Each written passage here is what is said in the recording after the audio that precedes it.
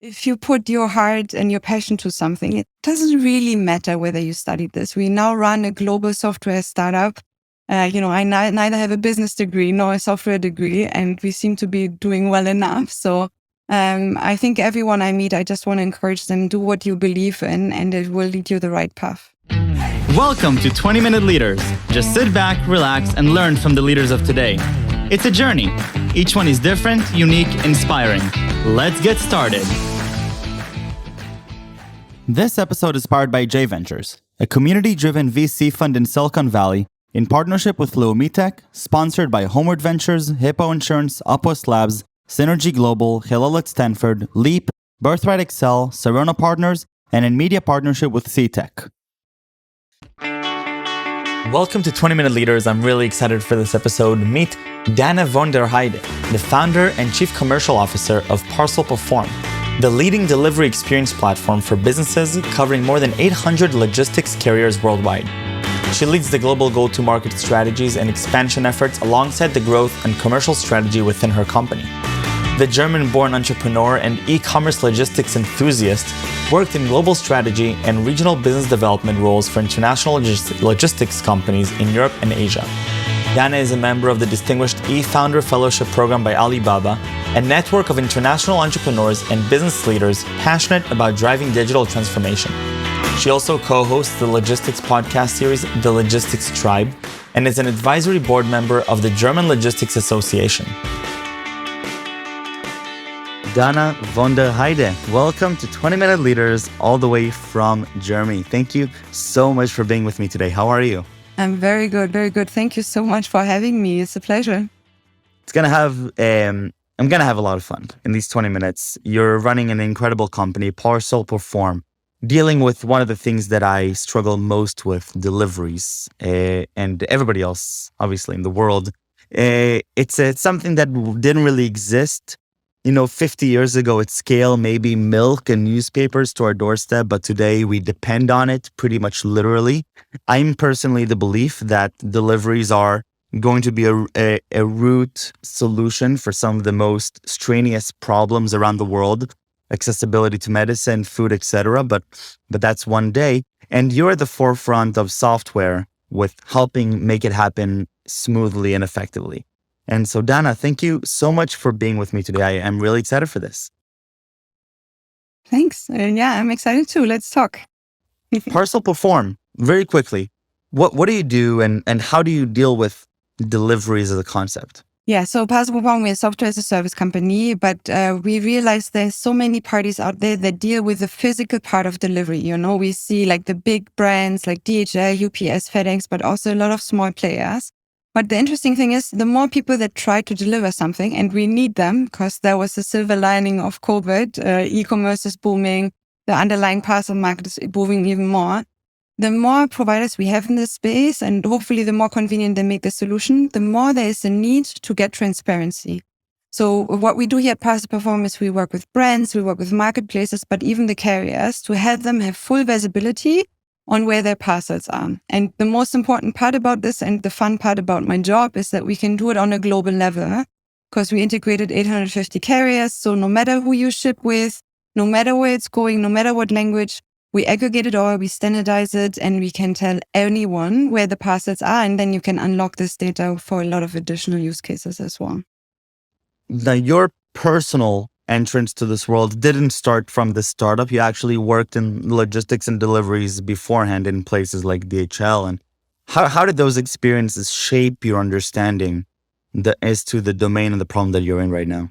Yeah, it was a super good kind of learning experience to be part of a corporate setting, DHL, one of the biggest brands. But I also realized there's a lot of silos thinking, right? Every carrier, if we are lucky as a consumer, they invest in a good delivery experience, but they do it for themselves. But the reality of the industry is anyone that ships parcels needs to have multiple carriers from a risk perspective, but also from a convenience perspective for everyone. So no one has really built this middle layer that helps you to aggregate all these services, to build transparency on top of it. And that's what we really wanted to set out to do. And we saw it when we started, in the industry. We were back then in Asia, super booming e-commerce market. Some of the marketplaces there, they have like 150 different carriers.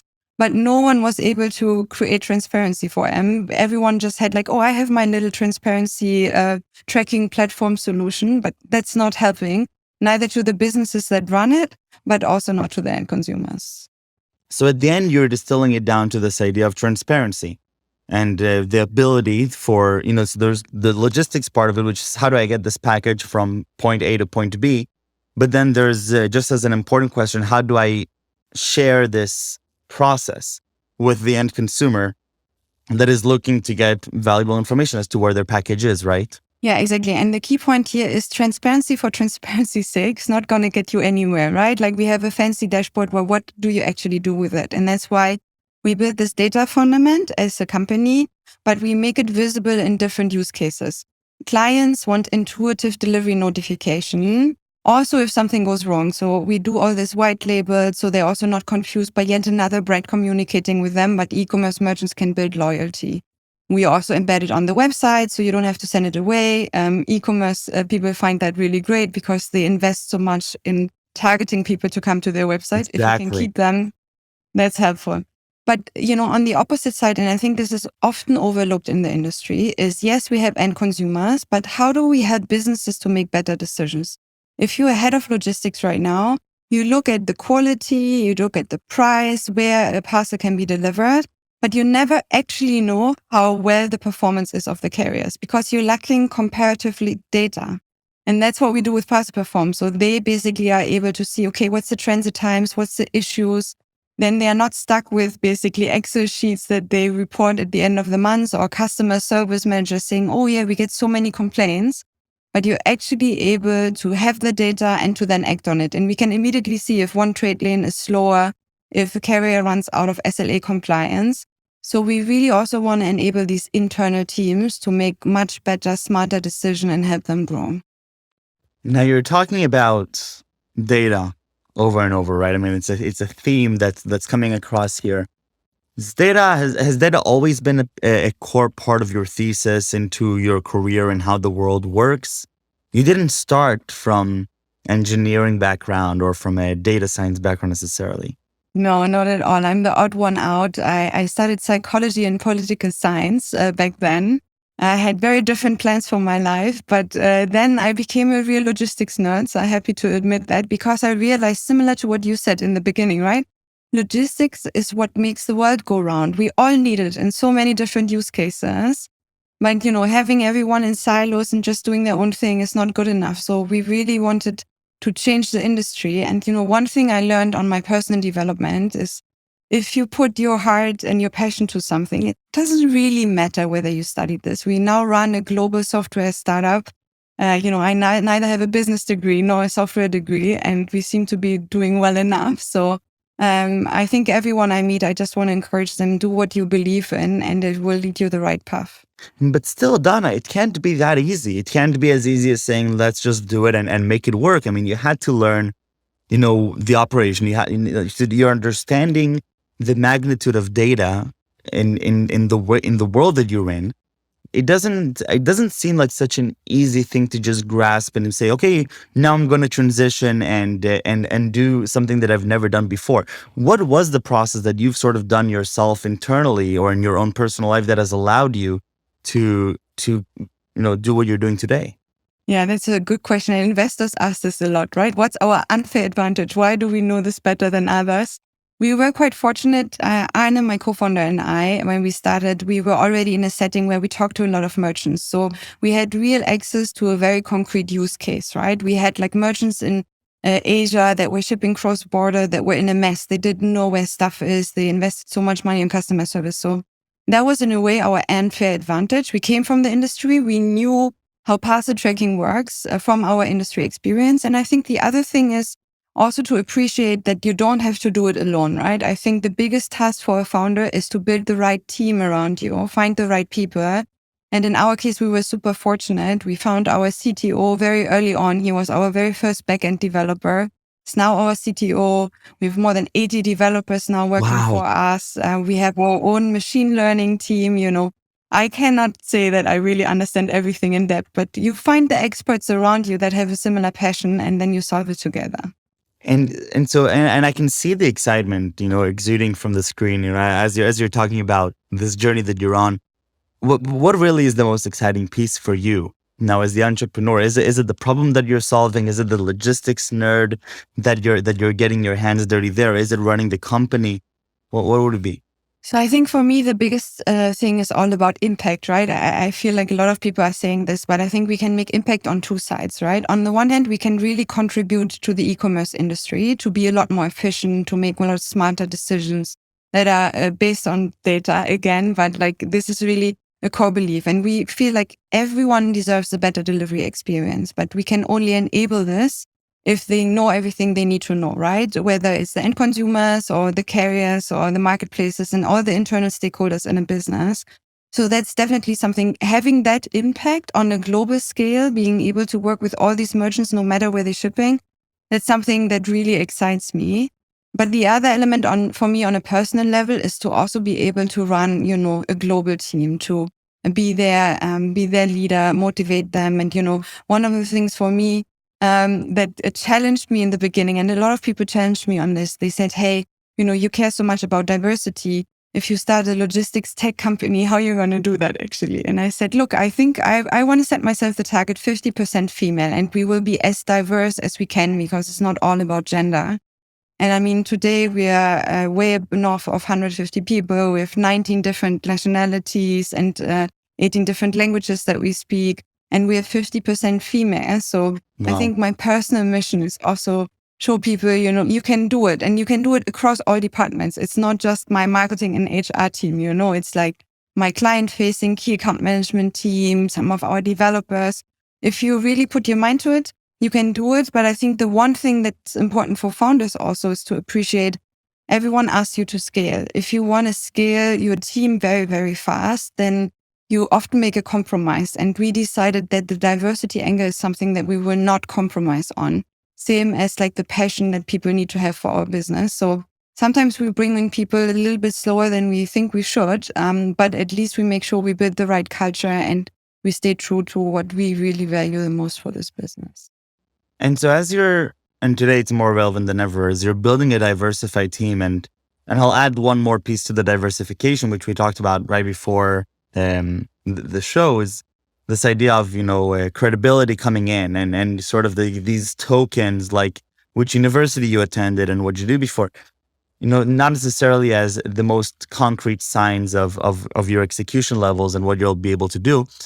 How do you balance between your wanting to be very diversified and very open to pretty much any experience?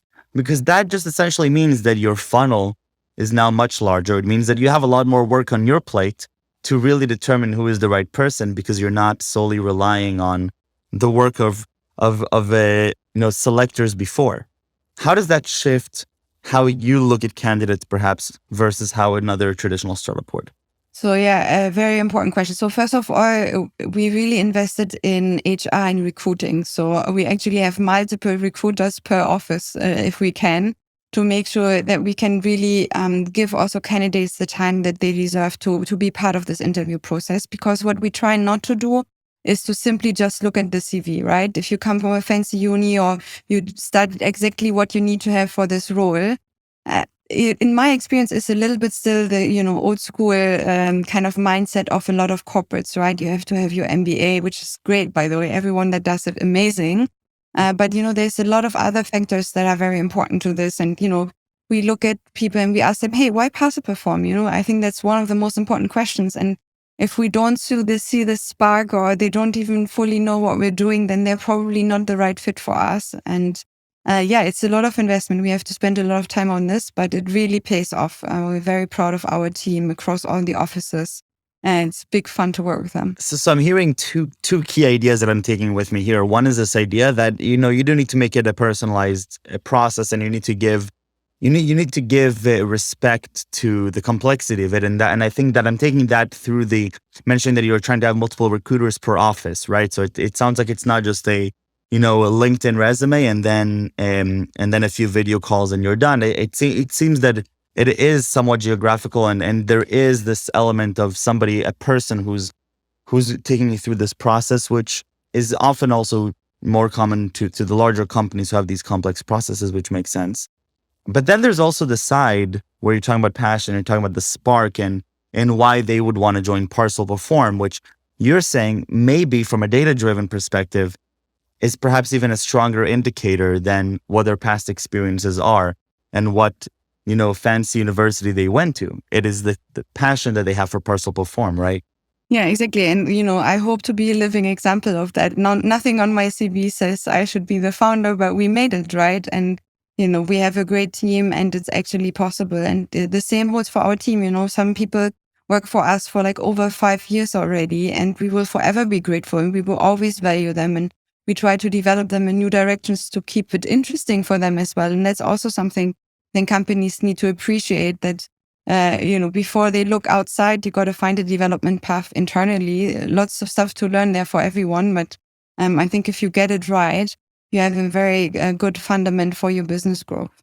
Dana, do you have any imposter syndrome ever? I've talked to quite a few founders here, and I've heard quite a few people who do have this specific degree or PhD in their domain, and they still have imposter syndrome running their startup, which didn't get to the level that Parcel Perform got to. Now you're coming in and it sounds like you're very at peace and balanced with your position, and you're very open, saying that there are some things in the company that I don't need to be an expert in. How do you feel about that? How do you feel in the day-to-day as the CEO of this crazy startup now? Well, I'm the COO. I have my co-founder, Anna, and I think that also really helps because you have someone by your side that you can bounce ideas off. Yeah. I don't think I would have ever gotten as far without him. So that played a big role. I think the other thing is, yes, I think we all have it. There are days where I'm like, okay, how do we gonna do this? I never did this before. But I think that my approach to things is like, I try to always have at least a hypothesis. So I go in and I say, okay, I think it could be this. But then again, you have to stay extremely open to the thought that it might not have been this, right? And if you run a company like us now for 6 years, that's also hard, right? Because you got very used to doing it that way. But for example, for us, we brought a lot of new people on board. Our head of America, Tiffany, just joined. She has a fully fresh perspective to how to do things. And I think then the role of the founders are to kind of listen to this and, sometimes also throw away things on how we did them before. And sometimes I'm embarrassed if I think about 3 years ago, how we managed Excel sheets for certain things, because that's obviously not the way to go. But I guess we're all learning, and as long as we accept change, even for us, and we're open to feedback, I think it can work. I just want to loop back before we finish at the data game. And you're mentioning that you're a logistics nerd, and over time you've grown to understand that at the end it's all about data. It's not necessarily just about how it looks and the pricing and the product. Tell me a little bit about your understanding of data in the context of deliveries and what sort of led to this understanding. Yeah, so if we look at, what happens to the parcel right now, it's this really weird situation where you kind of go to a carrier website to look up where your parcel is. And then they tell you, oh, your parcel left at this stage. Then it's in a sorting center. Who cares where the sorting center is actually, but they still tell you. And then it's loaded. And if you're lucky, they also tell you when it will arrive. And then there's the interesting thing. They're usually wrong. So all these carriers that tell you when the parcel arrives, they are often wrong, and often they are too conservative. So they tell you basically it arrives in 5 to 10 days, but often it arrives earlier or like on day 5 or 6, hopefully. But I think then if you have the data in place, and this is why we are so excited about machine learning, you can actually very accurately predict when a parcel arrives. And you can do that already at checkout if you take the warehouse into consideration. Because right now, if you get an estimated delivery date, it comes once the carrier picked it up.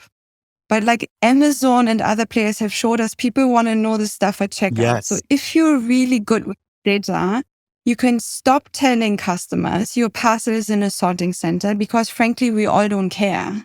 Especially if you drop ship from China, whatever happens there, okay, great, it's moving. That's the feeling we want to have. But don't we all really just want to know when to plan our day to be at home to get the parcel? And I think you can do that only with data, and you need to be extremely granular in data mapping in order to make your predictions very accurate. That's the nerdy side of it. but the output is really meaningful. And hopefully we can change the way people feel about deliveries, which is painful and intransparent and you never know. And then they drop it off when you're not at home.